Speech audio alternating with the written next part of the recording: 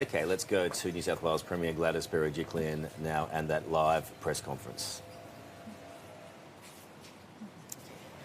Good morning, everybody. As you heard yesterday from the Prime Minister, the National Cabinet made some important decisions about what individuals should and shouldn't be doing in the next phase of controlling the spread of this virus. I'm pleased to say that New South Wales will be acting quickly to enforce those provisions that were discussed last night. Firstly, gatherings outside or inside should not be more than 2 people unless it's your immediate family, and that is something that we will enforce. But I also want to remind everybody that you shouldn't really be leaving home unless it's for work, for school, for essential things that you need to buy, or else if you need to seek medical attention or exercise. They're really the only reasons you should be leaving your home. If you can work from home, you should. If you can learn from home, you should. If you can do everything from home, you should. It's only in these very exceptional circumstances that you should be leaving home. I'm pleased to say that the community has responded quite favourably in the last few days. We've seen a marked difference in people's behaviour, but still there are pockets of people not doing the right thing. Please take the advice we've provided. It's based on health advice. It's not things that anybody has made up. This is based on health advice. The experts who meet daily give us advice on what is the best way to control the spread. New South Wales has now measures in place, and I want to thank the Commissioner for Police for making sure that anybody who gets off a plane from overseas is in quarantine. We appreciate that's frustrating for people, but it's to protect the broader community because we know that the vast majority of cases in New South Wales have been acquired from people who've either been overseas or are a direct contact to someone who's been overseas. I also want to say to the people of New South Wales, there isn't anybody anywhere else in the world I'd rather be than in Australia at the moment. We are doing our best to make sure we control the spread and we keep people out of hospital. But especially to our older Australians, to our older people, if you're over 70, you shouldn't be leaving home at all. I know this is difficult, and I appreciate that for some parts of the day people might want to get out and exercise. That's okay, so long as you don't come into contact with anybody else. We know this disease, this virus is particularly has a horrible impact on those who are older and vulnerable, and it's really time for us to protect those most vulnerable in our community. And can I stress, please take care of each other, but also make sure people over 70 are not leaving their home, and make sure they've got support. And if anybody feels isolated or needs things and doesn't have anybody to help them, please ring our 24-hour number in New South Wales, 13 77 88. We'll make sure you get that support and that assistance. I know that we will all come together and adjust to these changes. I know that people are doing their best. From my own community, from people in and around me, I know that people are all doing their best to adjust to these new circumstances, and I want to thank everybody for that. We're going to get through this. We are in a position now which allows us to control the spread as much as possible. And I want to echo the words the Prime Minister made a few days ago. We are Australian. Every system in Australia, every state in Australia is different to what's happening overseas. We do look to overseas for examples of what's gone on. We do take evidence from what's gone on overseas, but please know that what we're doing here in New South Wales is based on our best advice, it's based on health advice, and we're doing everything we can to reduce the spread and keep people safe and make sure that people get these warnings. And I also want to thank everybody's patience, because I appreciate it's been a lot to absorb the last few weeks. It's been a lot to absorb the last few days. But I'm confident that once people have absorbed the new changes we've made, and in New South Wales in relation to public gatherings, in relation to reasons why you should leave the house, that comes into effect from midnight. But of course we want everybody to practice that from today, but enforcement of it starts from midnight. But of course we want everyone to practice that during the day. But I know that once everybody has absorbed these changes, once everyone has worked out what works for them, we'll all adjust. We'll all adjust. And we'll all think of innovative ways to get through this as best we can. And I'm still optimistic about our capacity to adjust, our capacity to support one another. And who would have known that a phone call or a text message can have so much more significance today than it used to before? And those little things matter.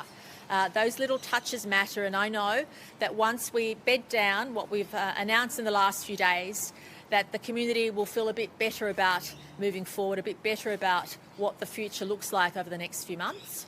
And I want all of us to get used to these changes. It's for our own good.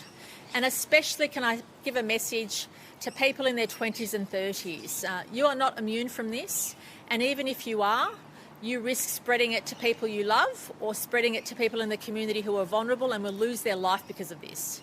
So please think about others. And I do use that age group in particular because we know we're seeing an increase in the stats in that age group, but also the worst offenders in terms of not sticking to the rules are those people in those age groups. And I know, apologies to those of you doing the right thing, but in particular I need to get out the message that you can't just socialise as you used to. That's not allowed anymore. All of us have to adjust. All of us have to play our part. And hopefully all of us will look back on this period as a time of difficult times, but also a time when all of us came together, stuck together and did the right thing by each other. I'll now ask Dr Chant to give her daily update, Commissioner Fuller to give an update on what he's doing to support efforts in the community for people to stick to the rules, and then I'm happy to take any questions. Thank you, Premier.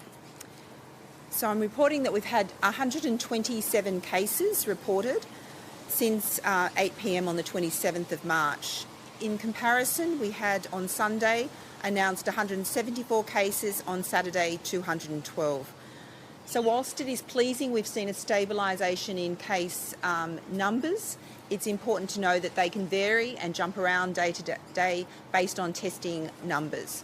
And so whilst pleased, we need to be cautious, and it is the long-term trend in that data that's going to be important.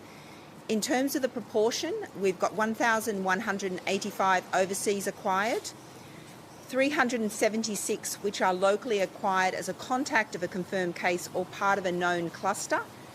We've got 228 locally acquired that are not epidemiologically linked or a part of a cluster, and that is the group that represents the community transmission and which we'll be keeping a close eye on.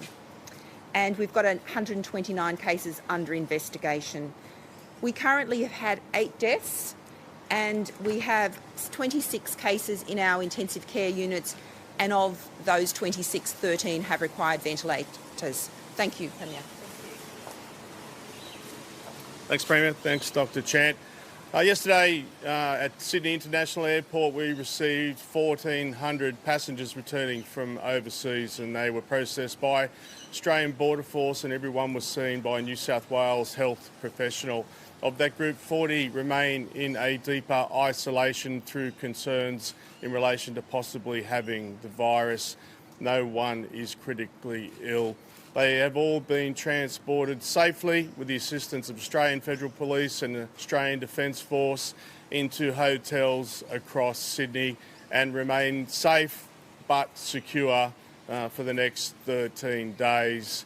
Can I say today we will see around 1,200 Australians returning to the airport, and they will be processed in the same way with the highest level of care, but at the end of the day protecting the individuals but protecting the other 7.5 million people in New South Wales. From a day-to-day crime perspective, crime is still down or stable. We're not seeing an increase in any crimes at the moment. Police are still responding to calls for service. We're out there to help you. We know there are some new laws that will come in line tonight in relation to two people being out together.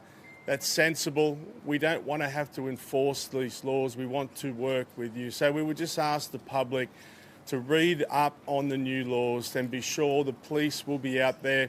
Can I say the Crime Stoppers reports continue to grow because the community's dissatisfaction on how some people are embracing this emergency. So New South Wales is still open for business. The police are still out there protecting you. There are sensible escalations in terms of this, and tonight we will see some additional powers turned on. And this is all about the protection of the people of New South Wales, and it's also about protecting the economy. Thank you. All right, that is the New South Wales Police Commissioner there, Mick Fuller, and we heard from the Premier and also the Chief Medical Officer for New South Wales, Dr Kerry Chant, who was saying that the new cases are down to 127 new cases overnight. That is down from 174 the previous 24 hours.